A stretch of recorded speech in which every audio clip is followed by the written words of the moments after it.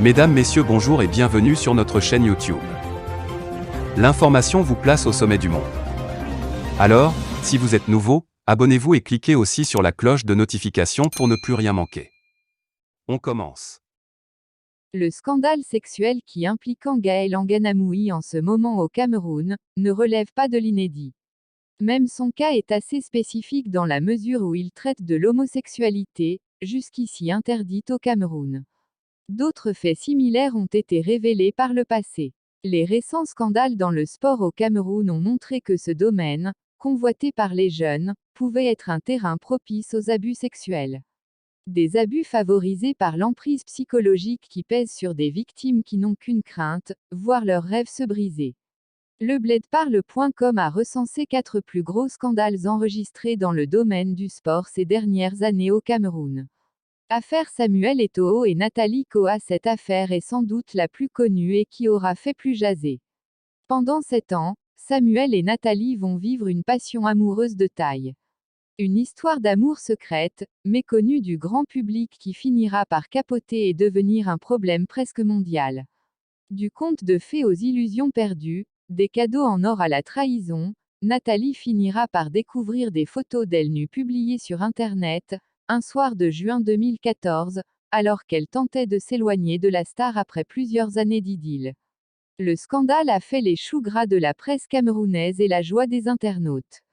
La jeune femme s'est retrouvée au centre de toutes les rumeurs et l'objet de critiques les plus acerbes. Le footballeur Clinton N'Jie, trempé dans un scandale sexuel, l'attaquant des Lions indomptables, avait vers la fin du deuxième trimestre 2019, a partagé une vidéo de lui en plein débat sexuel avec une jeune âgée d'environ 22 ans à l'époque. En effet, dans la foulée de son transfert au CSKA Moscou en Russie, Clinton N'Jie avait tenu à célébrer ce nouveau cap dans sa carrière dans un lit d'une manière érotique. Le Camerounais s'était offert une fellation spectaculaire qui malheureusement, s'était retrouvée sur la toile. Un scandale qui avait failli lui coûter cher sur le plan professionnel. Un an après le scandale, le natif de Buea dans le sud-ouest était revenu sur cet incident regrettable. Dans une correspondance adressée à ses fans et aux autorités locales, l'ancien de l'OM avait fait son mea culpa à ceux et celles qui ont été heurtés.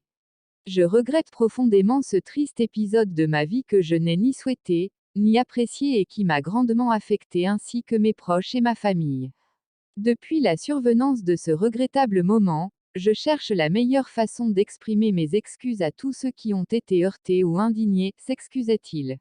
Harcèlement et tentative de viol sur les athlètes à la FECA Karaté en 2020. Le scandale sexuel au sein de la Fédération camerounaise de karaté avait été mis à jour par la publication du « Rapport sur les violences sexuelles dans le karaté au Cameroun », établi le 7 juillet 2020 par le Cercle des ceintures noires de karaté du centre. Dans ce document, des athlètes accusaient nommément des dirigeants de la FECA Karaté et des encadreurs techniques de harcèlement sexuel et de tentative de viol. À la suite d'une enquête administrative ouverte par le ministère en charge des sports, visant à faire la lumière sur les accusations d'atteinte aux mœurs, le président, Emmanuel Wakam, avait été suspendu de ses fonctions, jusqu'à nouvel ordre et à titre conservatoire.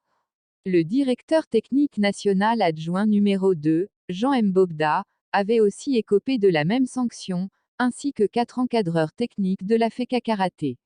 Notamment, Marie Ngo Simb2, entraîneur principal de la sélection nationale dames senior, Jean-Francis S., entraîneur principal de la sélection nationale junior, Germain Ambani, entraîneur adjoint de l'équipe junior et Stéphane Baude NS Yoma, entraîneur régional de karaté du centre.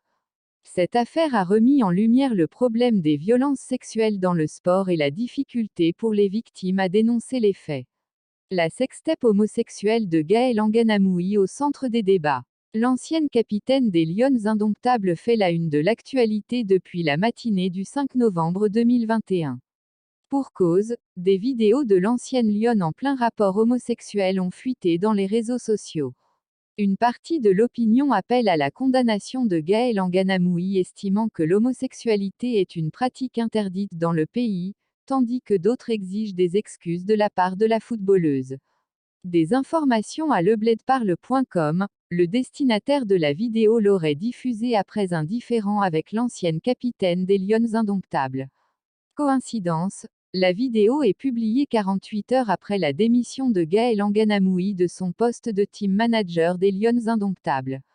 L'on apprend de sources diverses que Gaël Anganamoui serait d'ailleurs au centre d'un gros réseau de cette pratique, en relation avec des personnalités